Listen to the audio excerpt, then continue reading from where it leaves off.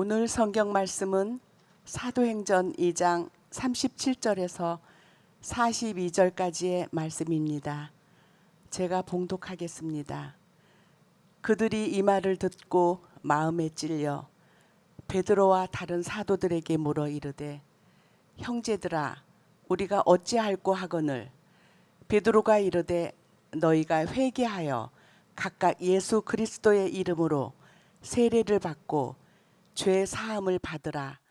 그리하면 성령의 선물을 받으리니 이 약속은 너희와 너희 자녀와 모든 먼데 사람 곧 주 우리 하나님이 얼마든지 부르시는 자들에게 하신 것이라 하고 또 여러 말로 확증하며 권하여 이르되 너희가 이 패역한 세대에게 구원을 받으라 하니 그 말을 받은 사람들은 세례를 받음에 이날의 신도의 수가 3,000이나 더하더라. 그들이 사도의 가르침을 받아 서로 교제하고 떡을 떼며 오로지 기도하기를 힘쓰느니라. 아멘.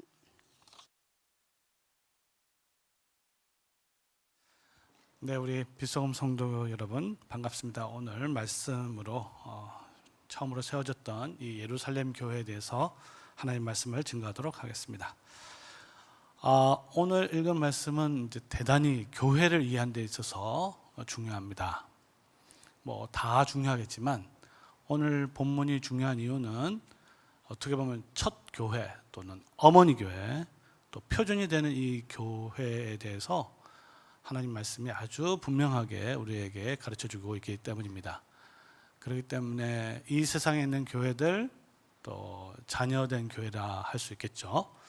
이제 이 빛소금 교회를 포함해서 이 세상에 있는 모든 교회들은 자신의 교회를 이제 평가 또 판단함에 있어서 그 기준이 말씀이 되어야 되는데 그 말씀 중에서도 오늘 읽은 본문에 근거를 하여서 판단할 필요가 있습니다. 그러니까 이 교회, 첫 교회 모습에 가까울수록 아주 좋은 교회, 튼튼한 교회, 하나님께서 원하시는 교회가 되겠고 이 교회와 뭔가 다르다든지 또는 뭔가 거리가 있다든지 좀 이상한 그런 교회면은 뭔가 좀 문제가 있는 또는 좀 결여가 되어 있는 그런 교회라고 할 수가 있겠죠. 그래서 오늘 본문 첫 교회의 모습을 보고 우리 자신을 비추어서 우리 자신을 하나님의 말씀으로 돌아가기를 원하는 마음으로 오늘 말씀을 준비를 했습니다. 우리가 이제 주님께서 교회를 세우시는데 구체적으로 하나님의 말씀을 통해 어떻게 세운지를 한번 생각해 보도록 하겠습니다. 우리 성도님들 잘 알겠지만 예수님께서 교회를 세우겠다. 내가 내 교회를 세우겠다라고 말씀하셨습니다. 베드로에게 말씀하셨죠. 그러면 예수님은 약속만 하시고 그러면 그냥 잊어버리셨는가? 그렇지는 않겠죠. 그러면 우리 주님께서는 교회를 세우기 위해서 구체적으로 무엇을 했는가? 이걸 알아야 되겠죠. 우리 주님께서는 이 지상에 있을 때 어떻게 보면 세 가지를 하셨습니다. 하나는 뭐냐면 제자들 또는 정확하게 말하면 사도들을 세우셨고 사도들을 세우셨을 뿐만 아니라 그들에게 당신의 가르침을 다 가르쳤습니다. 그래서 사도적 가르침이 아주 중요한 주님께서 준비하신 것이고요. 그 다음에 우리가 알아야 될 것은 교회를 세우기 위해서 주께서 잡히시던 밤에 성찬을 제정하셨습니다. 기억하시죠? 그리고 죽으시고 부활하셔서 세례를 제정하셨습니다. 그래서 주님께서는 이 지상에 있을 때 교회를 위해서 당신의 일들을 다 하셨는데 그 핵심은 뭐냐면 사도들을 세우시고 12사도를 세우시고 그들에게 말씀을 주시고 잡히시던 밤에 성찬을 제정하시고 그 다음에 세례를 제정하셨어요. 우리 성도님들 지상명령은 다 이해하시잖아요. 모든 족속으로 제자를 삼아라. 어떻게? 어떻게를 모르면 자기 마음대로 이제 교회를 세웁니다. 주님께서 두 가지 말씀하셨잖아요. 어떻게 해요? 내가 너희에게 분부한 모든 것. 여기서 너희는 누굽니까? 여러분들이 아니죠. 거기에 있었던, 정확하게 말하면 11사도들입니다. 11사도들에게 가르친 모든 것. 모든이란 말이 중요합니다. 지상명령에서 모든이라는 단어가 4번 등장하는데, 그래서 모든 가르침을 가르쳐서, 사도적 가르침을 가르쳐서 교회를 세웁니다. 그리고 아버지와 아들과 성령의 이름으로 세례를 주어서 교회를 세우게 되는 것이죠. 이렇게 주님께서는 이렇게 약속을 하셨죠. 내가 교회를 세우리라. 그리고 명령을 주셨습니다. 모든 족속으로 제자를 삼아라. 그리고 거기에 필요한 모든 수단도 주님께서 마련하신 거죠. 사도들을 세우시고 직분자를 세우시고 그 직분자가 해야 될 일, 사도적 가르침과 성례를 제정하신 것입니다. 자, 이렇게 하고 나서 어떻게 하셨습니까? 이제 우리가 사도행전 1장을 보면 주님께서 그 마지막 사역을 우리가 보게 되죠. 사도행전 1장에 보면 두 가지 중요한 구속 사역이 나타나는데, 첫 번째는 여러분들 다 잘 알고 있듯이 승천이 되겠습니다. 주님께서는 교회를 세우기 위해서 승천하셨습니다. 이 승천이야말로 교회를 이해하는 데 굉장히 중요합니다. 왜냐하면 우리가 이제 교회 머리가 누구냐면 그리스도라 그러잖아요. 그럼 교회를 누가 세우느냐? 교회가 누가 세우느냐 했을 때 하나님 이렇게 이야기할 수 있겠지만, 정확한 답변은 승천하신 그리스도께서 세우십니다. 이게 교회를 이해하는 데 있어서 대단히 중요합니다. 그러니까 승천을 모른다 그러면 교회의 주인이 누군지 모른다라고 될 수 있습니다. 그러니까 이 세상에 있는 참된 모든 교회는 승천하신 그리스도께서 하늘에서 이것을 세운다는 거예요. 여러분들 이것을 믿는지 안 믿는지 잘 모르겠지만, 실감이 나는지 잘 모르겠지만, 왜 제가 이렇게 말씀을 드리냐면, 오늘 특별히 개신교회에 있어서는요, 이 승천에 대한 교리가 굉장히 약해졌어요. 하늘에 오르셨다, 오늘 매주일마다 하늘에 오르셨다 고백하시잖아요. 근데 믿잖아요. 문제는 그 승천이 가지고 있는 의미를 제대로 이해하지 못하면 그 고백은 구호에 불과하잖아요. 그렇죠? 근데 오늘날 교회론에 있어서, 교회를 이해하는 데 있어서 이 교회의 천상성, 그러니까 하늘에서 그리스도께서 이 교회를 세우신다. 이게 알지도 못하고 믿지도 못하고 하면 어떻게 되냐면, 그냥 이 교회는 땅에 있는 그냥 기독교적 어떤 단체 비슷한 그런 것을 전락해 버려요. 그래서 우리 성도님들이 이 교회는 하늘에 있는 그리스도께서 세우시고 다스리는 곳이다. 이것을 분명하게 인식하면 좋겠습니다. 그게 사도행전 1장이 가르치는 바죠. 그러면 이 승천이라는 게 도대체 뭐냐? 이걸 한번 생각해 보겠습니다. 우리 성도님들 이제 매주 우리가 이제 사도신경을 통해서 예수님이 누구냐라고 고백하잖아요. 예수님이 누구냐라는 고백은요, 사실은 예수님께서 우리를 위해서 무엇을 하셨느냐? 지금 무엇을 하시느냐? 앞으로 무엇을 하실 것인가? 여기에 대한 고백이에요. 그렇죠? 사도신경이 3개로 구성되어 있습니다. 그 중에서 무엇을 하셨느냐가 제일 많아요. 우리 오늘 고백하셨지만 한번 생각을 해보면, 예수님께서 우리를 위해서 가장 먼저 하신 일은 뭡니까? 그것은 우리를 위해서 탄생하신 거예요. 성령으로 동정녀에서 마리아에서 나셨다. 이게 첫 번째 한 겁니다. 이게 무슨 뜻입니까? 이것은 그리스도께서 하늘에서 땅으로 내려오셨다는 거죠. 이게 그리스도의 첫 번째 사역이에요. 땅으로 내려오신 주님께서 그럼 이 세상의 삶을 어떻게 사셨는가? 우리 주님의 전 삶을, 태어나서부터 십자가까지 이른 모든 삶을 우리 신앙 고백은, 사도신경은 단 한마디로 요약합니다. 뭐죠? 고난받으셨다는 거죠. 주님께서 고난받으셨다는 걸 정말 믿습니까? 그럼 무슨 말이에요? 그럼 우리에게는 여러분들의 삶도 고난이 될 거라는 거예요. 고난을 받을 때 이상하게 여기지 말라. 왜? 주님께서 고난 받으셨다. 그러니까 주님께서 고난 받으셨다라는 건요, 주님께서 고난 받으셨나 보다, 우리를 위해서 다 그래 고난 받으셨나 보다, 이걸 믿는 게 아니죠. 주님께서 고난 받았기 때문에 우리 주님께서 전 삶, 그죠?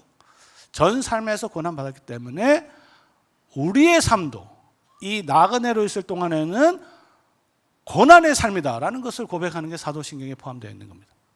고난 받으셨어요. 그 다음에 십자가에 매달렸죠. 무슨 뜻입니까? 나무에 달린 자마다 저주의 죽음을 우리를 위해서 당하신 것이죠. 저도 받았죠. 그 다음에 죽으셨어요. 우리의 죄값을 죽음으로 치렀습니다. 그 다음 장사되셨어요. 예수 그리스도의 죽음을 장사보다 더 확실하게 증거하는 건 없습니다. 장사되셨습니다. 그리고 음부에 내려가시다. 우리 뭐 한글 성경에는 없지만 음부에 내려가시다. 지옥으로 내려가시다라는 게 있습니다. 가장 밑으로 내려가신 분이 우리 주님이시다.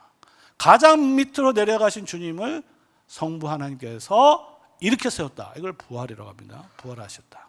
그리고 승천하셨다. 하늘에 오르셨다. 이게 우리 그리스도의 구속사역의 모두입니다.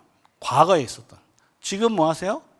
하늘 보좌 우편에 앉아 계시고 앞으로는요 심판으로 오십니다. 그러니까 그리스도의 첫 사역, 구속사역의 첫 사역, 그리고 마지막 사역, 하늘에서 땅으로 내려오셨고 그리고 땅에서 하늘 올라가신 이 그리스도의 구속사역을 완성했기 때문에 교회의 터가 마련되는 거예요. 그리고 이 반석이신 그리스도 위에 교회를 세우는 것입니다. 그렇다면 이 마지막 구속사역인 승천을 우리가 잘 이해해야 되는데 그럼 성경은 무엇이라고 이야기하고 있는가? 승천의 본질은 성경의 문맥에 보면 승리다라고 증가하고 있습니다. 하늘에 오르셨다는 것은 죄와 사망과 마귀의 권세를 이루시고 최종적 승리를 하셨다라는 게 승천이에요. 정말 그러냐? 제자들은 이 예수님의 승천을 보고 부활과 승천의 차이점이 있습니다. 부활은 제자들이 실제로 부활하는 걸 목격한 적이 없죠. 그렇죠? 부활한 걸 봤지 부활하는 걸 본 적이 없습니다. 그러나 승천은요. 사도행전 1장에 보면 계속적으로 보는 가운데 보는 걸 강조하고 있어요. 그들이 보는 가운데서 진짜 승천하는 것을 본 거죠. 자, 그렇다면 제자들이 이 승천을 봤을 때 어떤 느낌과 어떤 생각을 했을까 한번 유추해 볼 수가 있겠죠. 여러분들이 예수님을 봤으면 어떤 생각이 들었을까요? 뭐 저 같으면 야, 저 이렇게 진짜 올라가시잖아요. 야, 저 떨어지면 어떡하냐 뭐 이런 생각도 뭐 좀 들 수도 있고, 아니면 마리아처럼 가지 마세요. 뭐 인제가 먼저 옵니까? 막 붙잡고 어디 가지 이렇게 슬퍼서 그렇게 할 수도 있겠죠. 또 어떤 사람 같은 경우는 또 좀 생각해 보면 막 화가 날 수도 있을 것 같아요. 제가 보기에는. 왜? 우리 보고 교회 세우라 해놓고는 하나도 교회도 세우지 않고 그냥 자기 혼자 가면 어떡하란 말이냐. 그렇죠? 우리에게 온 족속으로 제자를 삼아라 그거 할 수 있습니까? 내가 항상 세상을 끝날까 내가 항상 함께 있겠다 해놓고 그거 뭐냐 이거예요. 또 화가 날 수도 있겠죠. 그런데 제자들은 승천을 보고 어떤 생각을 했느냐? 성경 누가복음 24장에 보면 그들이 크게 기뻐했다 되어 있습니다. 그러니까 제자들이 승천을 통하여 확 바뀌게 됩니다. 실제로 이제 부활을 보고 나서는요, 이 제자들이 정말 미련했기 때문에 예수님의 부활을 보고 또 보고 또 보고 또 보고 그죠? 자기 손도 보여주고 또 여러 번 이곳에 나타 저곳에 나타가 뭐 고기 잡는 데 나타났다가 계속 나타나도 이 미련하고 더디 있는 이 제자들 향하여 계속 책망하는 걸 보게 되는데 그게 언제 확 바뀌었냐면요, 승천을 보고 바뀝니다. 왜? 승천을 보고 나서 이제 더 이상 제자들은 숨어서 지내지 않습니다. 그들이 승천을 보고 나서는 성전에 모여서, 성전이라는 것은 공개된 장소잖아요. 잡아갈 테면 잡아가라 하는 담대함으로 오실 성령을 기대하면서 기다렸다는 것이죠. 이렇게 제자들은 예수 그리스도의 사역을, 승천의 사역을 승리로 보았다는 것을 그들의 태도를 통해서 알 수 있는 것이죠. 그들은 크게 승천을 보면서 메시아의 승리를 믿었다는 것입니다. 그리고 구체적으로 구체적으로 그들이 뭘 했냐면 사도행전 1장의 두 번째 중요한 사건이 나타나죠. 그건 뭐냐면 사도를 보선하게 됩니다. 사도직의 보선. 여러분 아시죠? 원래 사도가 몇 명이었습니까? 12명이었죠. 가룟 유다가 있었는데 죽었잖아요. 그래서 어떻게 했습니까? 그 대신 새로 선출했습니다. 누가 선출됐어요? 맏대가 선출됐잖아요. 이걸 도대체 어떻게 이해할 것인가?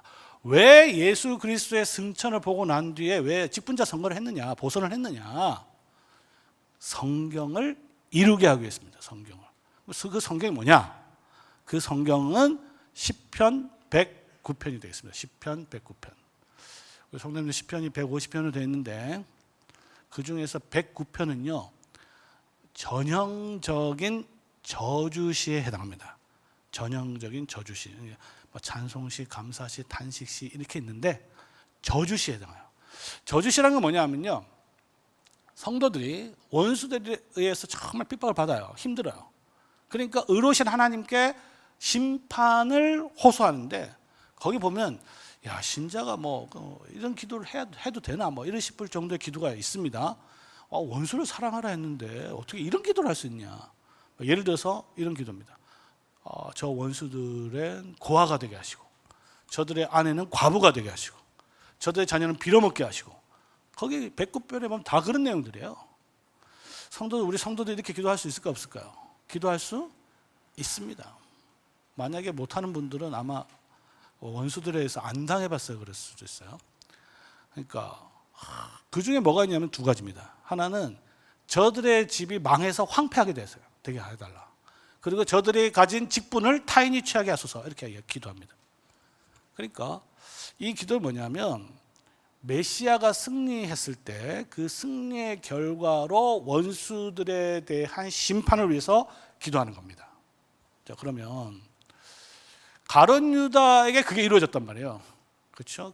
가룟 유다가 목이 메어져서 이제 은 20을 던지고 그죠? 그래서 그 밭을 샀는데 그것을 피밭이라 붙잖아요. 피밭. 저 집이 황폐하게 됐다라는 그 시편 109편이 응했다는 걸 알았단 말이에요. 사도들이. 그렇기 때문에 그 다음 시편 내용 뭐죠? 저들의 직분을 타인이 취하게 하소서. 그들이 뺏어간 이 귀한 직분을 원수가 빼앗긴 이 직분을 이제 회복시키소서. 왜? 메시아가 승리했기 때문입니다. 자, 그러면 승천과 직분의 관계가 굉장히 중요한 관계가 있다는 걸 아는 거죠. 승천을 모르면요. 죄송하지만 직분을 모른다. 이렇게 생각해도 아주 틀림없는 말이 아닙니다. 왜? 직분은 승천 위에 주어진 승천하신 그리스도께서 승리의 노량물 또는 선물로 우리에게 주어졌기 때문입니다. 이게 에베소서 4장에 나타난 아주 중요한 교훈이에요. 그래서 승천하신 주님께서 교회를 세우기 직전에 선물로 주신 것이 직분입니다. 사도죠. 처음에는 사도죠. 사도들을 통하여서 교회를 세우는 겁니다. 그러니까 정리를 하면 교회는 누가 세우느냐? 제가 말씀드렸죠? 확실하게 답을 하셔야 됩니다. 누구요? 승천하신 그리스도다. 승천이 빠지면 안 된다 그랬죠? 승천하신 그리스도께서 자신의 선물인 직분, 또 직분자, 또 직분자의 봉사를 통해서 교회를 세우신다. 그래서 이걸 갖다 다 말은 했어요. 그러니까 승천하시고 직분자 세우시고 그래서 이 직분자가 이제는 뭘 하면 일을 해야 되잖아요. 일을 하려면 능력이 필요하잖아요. 능력이 필요하기 때문에 오순절날 성령께서 임하신 것입니다. 그 순서를 잘 보세요. 약속하시고 명령하시고 승천하시고 직분을 선물로 주시고 그 다음에 성령께서 오신 것이죠. 성령께서 오셔서 그 직분자가 능히 그리스도의 부활을 증거하도록 하신 것입니다. 그런데 이제 문제는 뭐냐? 예수님께서 모든 족속으로 제자 삼으라 그랬잖아요. 이거 12명 제자들 할 수 없는 일입니다. 그렇죠? 그들 그 공부한 사람 별로 없어요. 거의 없습니다. 세리 정도는 할 수 있어요. 마태 정도? 모든 족속에게 복음을 전하기 위해서는 가르치기 위해서는 무엇보다도 언어를 잘해야 되잖아요. 근데 언어 제대로 할 수 있는 사람 없습니다. 히브리어 정도 했겠죠. 자기 모국어. 그런데 또 갈 수도 없잖아요. 아직. 그러나 오순절 때 주님께서 사방에서 당신의 택한 백성들을 오순절 다 모았습니다. 그렇죠? 모았는데 문제는 뭐냐? 그들이 사도들의 말을 못 알아듣는 거예요.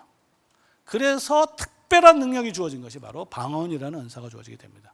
그들이 방언으로 말하니라. 그래서 방언으로 말을 하는 겁니다.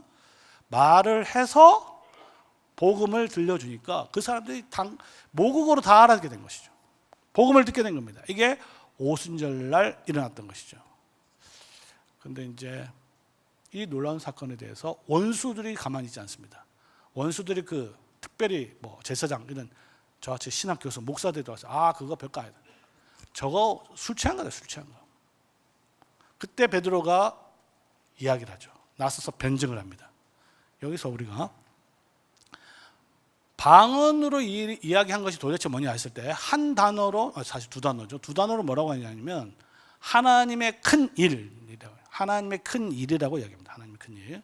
그럼 그 하나님의 큰 일이 무엇인지를 변증하는 거죠. 사실 설교죠. 그래서 베드로가 일어난 일에 대해서, 그리스도께서 하신 일, 성령을 통해서 이루어진 일에 대해서 설명하는 것입니다. 이게 이제 설교죠. 설교를 하는 거죠. 설교의 내용은 굉장히 긴데 어떻게 보면 이게 사도행전의 첫 설교입니다. 사도행전에 여러 설교가 나오는데 그 중에 첫 설교입니다. 첫 설교는 뭐냐 하면요, 그 원수들이 쟤네 술 취한 거 아니냐 했을 때 지금 때가 몇이냐, 그게 아니다. 뭐냐, 요엘서 2장에 요엘 선지자가 하셨던 그 만인에게 영을 부어주리라는 그 약속이 이루어지고 있다는 것을 증명하는 것이죠. 자, 너희가 하나님께서 보내신 약속의 메시아를 어떻게 했다 그랬어요? 십자가에 매달아 버렸다. 그런데 하나님께서 그 메시아를 들어서 지극히 높은 곳에 올리셨다. 승천하셨다. 왕이 되게 하셨다. 자, 그런데 거기에 대한 증거도 확실하게 있다. 그 증거가 뭐냐? 너희가 지금 보고 있는 그 오순절 성령의 임함, 너희가 방언을 통하여서 모든 백성들이 복음을 듣고 있는 이것이야말로 승천에 대한 가장 확실한 증거다. 이렇게 말씀하셨습니다. 마지막 결론이 이거죠. 설교의 마지막 결론, 그 뭐냐? 이스라엘 온 집은 확실히 알라. 너희가 십자가에 못 박힌 이 예수를 하나님이 주와 그리스도가 되게 하셨느니라. 이게 설교 결론이에요. 자, 이 설교를 여러분들이 들었을 때는 아마 별 감이 다 아는 것 아니냐 이렇게 생각할 수 있는데, 이 일이, 이것을 실제로 들었던 사람은요, 이게 불과 50일 전에 있었던 일입니다. 그렇죠? 이 설교 내용을 한 줄로 요약하면 이렇게 요약할 수 있습니다. 그건 뭐냐면 너희들은 보내신 왕을 죽인 반역자다. 이게 결론이에요. 여러 쭉 이야기를 다 하고 있지만 너희들은 반역자들이다. 성도 여러분, 이제 반역자들, 구태탄 이런 친구들, 거기에 대한 형벌이 있죠. 반란 수괴들, 그 형벌이 뭡니까? 옛날 조선시대, 이 시대만 하더라도 우리나라 같은 경우는 예를 들어서 능지처참 이런 게 있었어요. 혹시 능지처참이 뭔지 의외로 모르시는 분이 많은데, 그거 뭐냐면 생사람을 죽을 때까지 회를 뜬다 생각하시면 됩니다. 칼로. 이게 능지처참이에요. 과다출혈로 죽는 거, 죽을 때까지. 삼족을 멸하는 거죠. 그러니까 반역자들에 있어서는요, 사실은 절망밖에 없는 거죠. 그래서 이 설교를 들었을 때 오늘 읽은 본문에 보면 그들의 반응이 나옵니다. 그들이 이 말을 듣고 마음에 찔려. 여기서 이제 신약교회 첫 설교의 중요한 특성이 나타나죠. 그건 뭡니까? 설교를 들었을 때 마음이 찔림이 있어야 되는 거예요. 이건 여러분들이, 우리 성도님들도 잘 이제 분별해야 되는데, 오늘날 한국교회 성도들 귀 맞춘 설교가 너무 많아요. 제가 보기엔 귀를 즐겁게 하는 설교 있잖아요. 그러니까 바른 설교와 좀 시시한 설교, 이렇게 할까요? 성도를 구분할 수 있어야 됩니다. 물론 참 거짓 설교도 구분해야 되지만 제대로 된 설교와 부실한 설교도 구별해야 되는데, 그 부실한 설교를 구분하는 중요한 지표 중에 하나가 뭐냐면요, 설교를 들었을 때 뭔가 모르지만 하나님의 말씀을 듣고 찔림이 있어야 됩니다. 여러분 이 시간도 마찬가지죠. 찔림이 있어야 돼요. 왜? 우리는 죄인이기 때문이죠. 반역자들이기 때문에 그렇죠. 반역자들에게는 하나님의 엄중한, 우리에게는 영원한 심판, 능지처참보다 훨씬 더 강한 심판이 남아 있는 거죠. 그래서 우리가 어찌할꼬 이렇게 반응합니다. 그렇죠? 우리가 어찌할꼬. 이걸 이렇게 풀이할 수 있겠죠. 우리는 다 죽었다. 뭐 이렇게 말할 수 있겠습니다. 성도 여러분, 반역자들에게는 사실 소망이 없죠. 여러분들에게도 소망이 원래 없었습니다. 그렇죠? 무슨 소망이 있었겠어요. 그렇죠? 반역자들, 하나님을 반역한 자들에게는 소망이 없는 거예요. 근데 소망이 딱 하나 있습니다. 반역자들에 있어서 유일한 소망은요, 그 반역을 한 당사자인 왕이 그 반역자를 용서해 주는 거예요. 사면해 주는 거예요. 이게 유일하게 살 길이에요. 그래서 베드로가 그 살 길을 제시하죠. 뭡니까?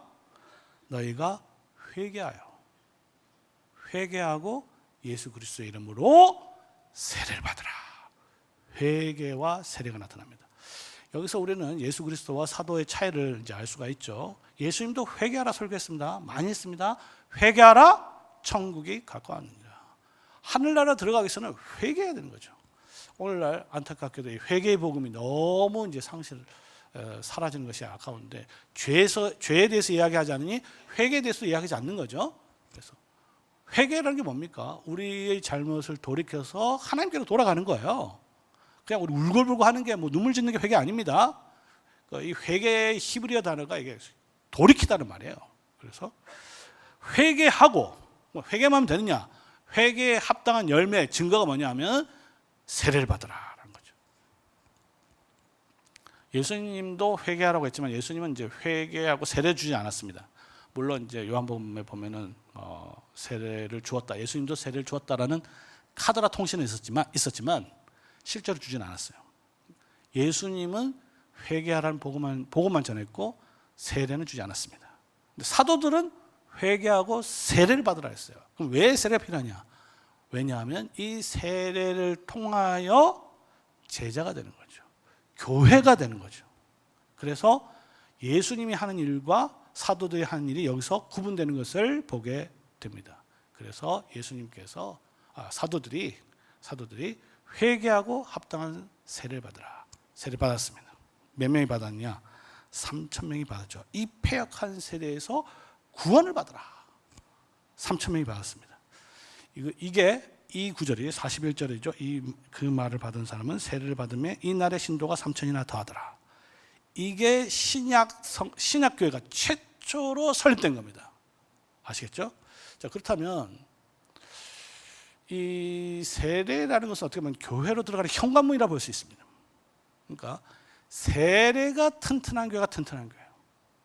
아무리 성도들이 많고 뭐 분위기도 좋고 뭐 이렇게 다 많다 하더라도 세례가 부실하잖아요. 그 교회는 아주 부실한 교회가 되는 겁니다. 왜? 회개하고 세례를 통하여 모인 곳이 바로 교회이기 때문입니다. 근데 세례는 누구의 이름으로 줘요? 아버지와 아들과 성령의 이름으로 세례를 주는 거잖아요. 그래서 사도들은 삼위일체 하나님의 이름으로 세례를 주었던 것이죠. 이걸 보면 이 제자들은요, 이 베드로 마찬가지지만 예수님의 지상 명령을 정확하게 이해했다는 것을 알 수 있습니다. 그렇죠? 예수님께서 사도들에게 가르쳐서 세례를 주라 했잖아요. 그래서 사도들은 세례를 명하면서 세례에 대해서 이야기하게 된 것입니다. 이 교회도 결국은 이 토대가 튼튼해지기 위해서는 어디에 집중해야 되냐? 세례에 집중합니다. 조금 더 말씀드리면 이 약속은 너희와 너희 자녀와, 여기서 너희와 너희 자녀가 돼 있어요. 참고로 이 구절은 유아 세례에 대한 가장 확실한 성경 본문입니다. 이 약속, 구원과 회개의 약속, 선물을 받는 이 약속은 비록 우리 아이들이 성령을 받지는 않았지만 성령을 받겠다는 이 약속은요, 아이라고 하더라도 약속은 받는 거예요. 약속을 받았다는 증표로 세례를 주는 겁니다. 아시겠어요? 그렇기 때문에 우리 특히 여기 부모들 많이 있잖아요. 부모들이 어디에 신경 써야 되냐? 자녀 학교 보내고 이런 데 신경 못 써야 되겠죠. 교회 가는데. 유아 세례, 본인의 신앙, 유아 세례를 해서 주의 교양과 훈계로 양육하는데 힘쓰는 교회가, 그 교회가 튼튼한 교회가 되는 것입니다. 이거 안 하잖아요. 그럼 교회가 애들 아무리 많아도 별 소용 없습니다. 어떻게 보면. 학교 보내가지고 학교 가서 학교 세상적 생각을 받으면 그냥 신앙 떠나는 거예요. 다 보고 있지 않습니까? 그죠? 자, 세례를 여기 계신 분들은 아마 세례를 대부분 받았지 싶은데요. 세례를 안 받았으면 이제부터는 받도록 회개하고, 난 회개했는데 그렇게 하면 안 됩니다. 그렇죠? 회개를 했는지 안 했는지 어떻게 알아요? 회개에 합당한 증거가 세례잖아요. 세례를 받아서 교회의 회원이 돼서 하나님 나라의 회원이 되는 것이죠. 자, 그러면 이렇게 세례를 받은, 여러분 상당수 세례 받았을 테니까 세례를 받은 사람이 그럼 뭘 해야 되냐? 거기에 대해서 마지막 구절이 이야기하고 있죠. 첫 번째는 뭡니까?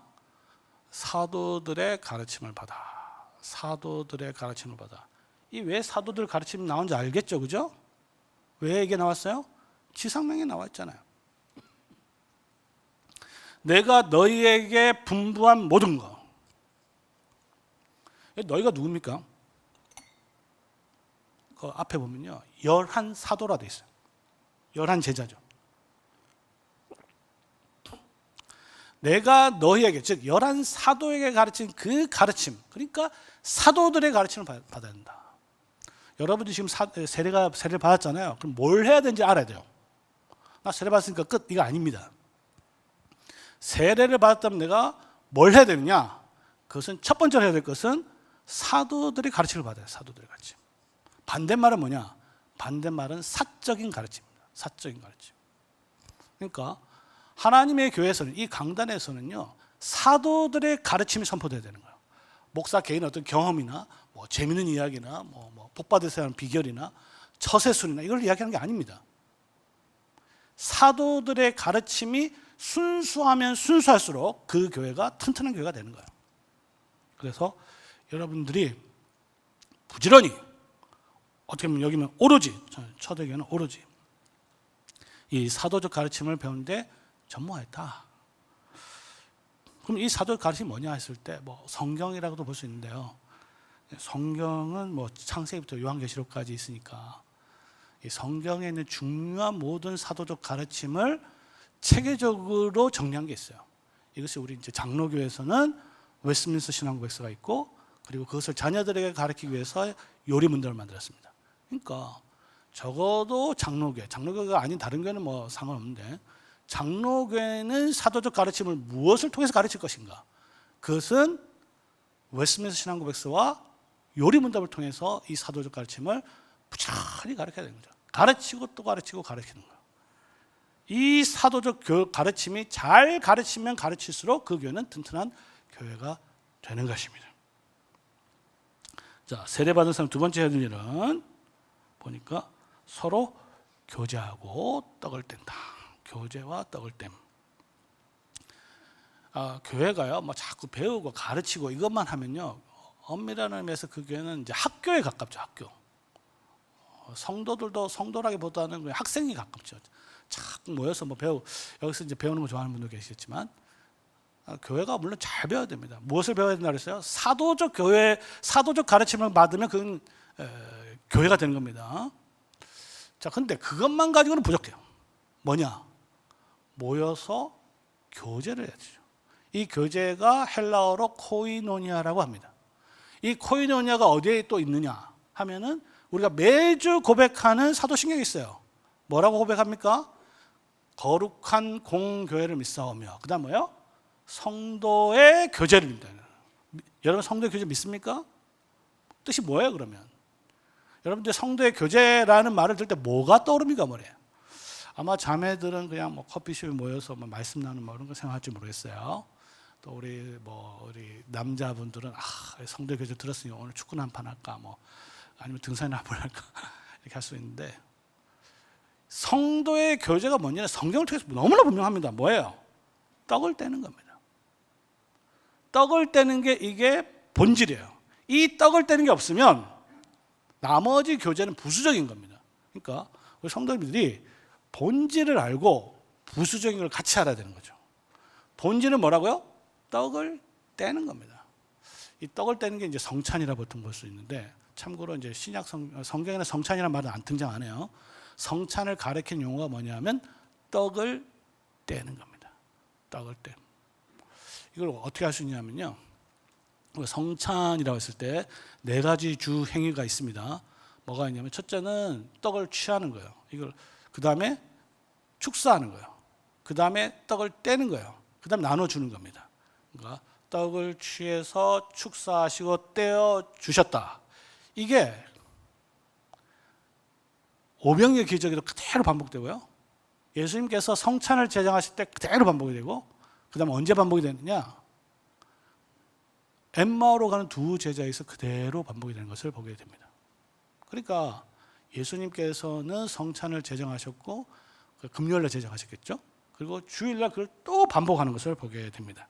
그럼 이 네 가지 중에서 가장 중요한 게 뭐냐면 떡을 떼는 거예요. 떡이 있고 땜이 있잖아요. 떡을 주면 되는데 왜 떼냐 이거죠. 이것을 우리가 이제 잘 알고 있어는 성찬의 네 가지 다 중요하지만 떡을 떼는 거야말로, 목사가 손으로 떡을 떼는 거야말로 복음이 무엇인지를 가장 분명하게 보여주는 겁니다. 왜? 떡은 무엇을 가리킵니까? 예수 그리스도의 몸을 가리키죠. 다 아시죠? 자, 그 예수 그리스도의 몸이 십자가에서 어떻게 됐어요? 십자가에서 머리는 어떻게 됐습니까? 가시관에 찔렸죠. 얼굴은 어떻게 됐습니까? 로마 군병들은 주먹으로 쳤죠. 그거 기억나십니까? 눈을 가리고 네가 선지자 아니야? 선지자면 우리가 누가 천지 알아맞혀봐 하면서 조롱하면서 침 뱉고 치고, 그렇죠? 터지고, 등은 채찍으로 뜯겨져 나가고, 쇠붙이가 있잖아요, 그렇죠? 그 채찍에 창에 찔리고, 손에 박히고, 머리끝부터 발끝까지 철저하게 예수 그리스도의 몸은 찢어져서 돌아가신 거예요. 왜 예수님께서 그렇게 돌아가셨느냐? 예수 그리스도의 몸을 잘 이해하시기 바랍니다. 그거는 그냥 몸이 아니라 찢겨진 몸이에요. 그냥 피가 아니라 흘려진, 창의 옆구리에서 흘려진 피예요. 이것은 예수 그리스도께서 십자가에서 어린 양으로서 희생 제물로 돌아가셨다는 것을 의미하는 거고, 그 제물이 우리에게는 영적인 영혼을 위한 실제적 양식이 되셨다라는 것을 의미하는 것입니다. 그렇기 때문에 교회라는 것은 이 지상적 단체가 아닙니다.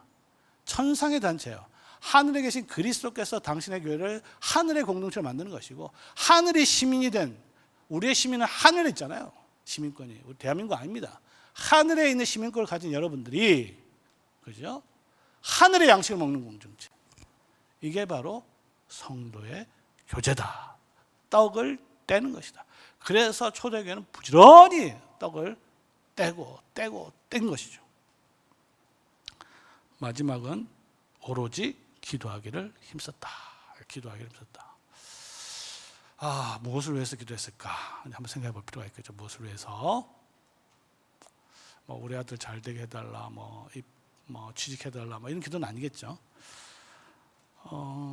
본문에 나와 있지 않아요. 그러나 너무나 당연하게도 이 사람들 다 유대인들이잖아요.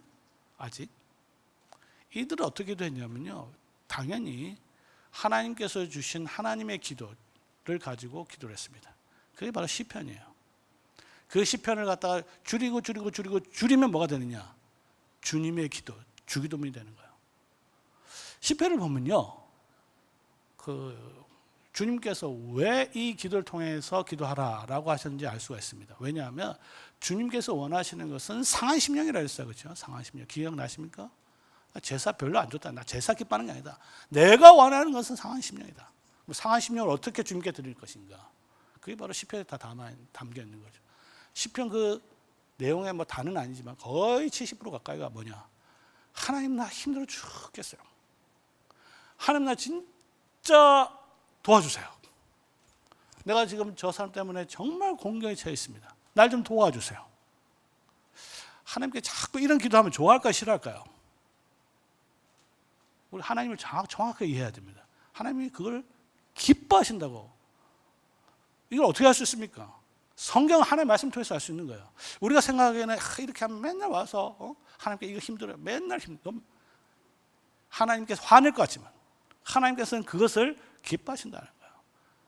그렇기 때문에 초대교회는 이 시편으로 하나님께 주신 이 기도를 가지고 하나님께 기도를 하였습니다. 그들이 예배 속에는 그렇게 했고요. 조금 더 이제 삶 속에서 그들이 이제 말씀을 실천하게 되는데 마지막 결론이 이제 47절에 보면 하나님을 참여하며 또 온 백성에게 칭송을 받으니 주께서 구원받는 사람을 날마다 더하게 하시니라. 예배 속에서 이와 같은 것이 잘 이루어졌을 때 삶 속에서는요, 자신의 은혜를 서로 나누는 것을 보게 됩니다. 그리고 그것을 보면 사람들이 그것을 보고 어떻게 돼요? 칭찬하는 거죠. 오늘 한국교회가 얼마나 욕을 얻어먹습니까? 그죠? 이거 회복 안 되면 교회 성장 불가능합니다. 교회 전도가 중요한 게 아니에요, 지금. 칭찬을 받는 게 중요합니다. 칭찬을 받을 때 하나님 주께서 승천하신 그리스도께서 구원받는 사람을 날마다 더하게 하시니라. 말씀을 정리하겠습니다. 사랑하는 우리 교회 성도 여러분, 주님께서 어떻게 교회를 세우셨는지 잘 기억하시기 바랍니다. 이게 표준이고 기준이에요. 주님께서 교회를 세우겠다고 약속하셨고, 교회를 세우라고 명령을 주셨고, 본인 스스로 그것을 위해서 토대를 다 쌓으셨고, 승천을 통해서 만드셨고, 승천하신 주님께서 가장 귀한 선물인 사도적 직분을 우리에게 직분을 주셨고, 이 직분에는 목사, 장로, 집사 다 들어가 있습니다. 직분을 주셨고, 그 직분자의 직무, 즉 섬김과 봉사를 통하여 그게 뭡니까? 세 가지죠. 사도적 가르침, 성례, 성례는 세례와 성찬입니다. 세례와 성찬, 그리고 기도. 이 은혜의 수단에 수종들게 함으로써 당신의 교회를, 첫 교회를 세워갔다는 것을 보게 되는 것이죠. 이 세상에 있는 모든 교회는 바로 이 말씀의 기준에 따라 스스로를 평가해야 됩니다. 만약에 여기서 벗어날 거나 멀어 있으면 어떻게 돼요? 회개해야 되는 겁니다. 다시 돌아가야 되는 거죠. 하나님의 교회 역사를, 저도 교회사를 전공하지만 교회를 보면 항상 말씀에서는 인간은 타락됐기 때문에 멀어지는 모습을 보게 됩니다. 오늘 말씀을 들으시고 말씀을 분별하여서 이 교회가 말씀에서 혹시 벗어난 것이 있다면 다시 회개하고 다시 초대교회를 돌아가서 복음의 기쁨과 능력을 회복하여서 하나님께서 주시는 은혜를 마음껏 누리는 복된 우리 빅소금 성도들 되시기를 성부와 성자와 성령의 이름으로 축원합니다. 아멘. 기도하겠습니다. 거룩하신 하나님 아버지, 오늘을 거룩하게 하신 것을 감사합니다. 거룩한 이 날에 거룩한 복음을 들려주시니 감사합니다. 이제 성령께서 우리 마음을 조명하시고 주의 말씀을 분별하게 하시며 이제 이 말씀을 사람의 말이 아니라 하나님의 말씀으로 받게 하시고 그것을 우리 마음속에 깊이 새기게 하시며 우리 자녀들에게도 부지런히 가르칠 수 있도록 도와주시옵소서. 그래서 하나님께서 우리에게 주시는 복을 주님 오실 때까지 마음껏 누리는 복된 성도들 되게 하여 주시옵소서. 우리 주 예수님의 이름으로 기도를 드립니다. 아멘. 찬송가 210장 찬양 드리겠습니다.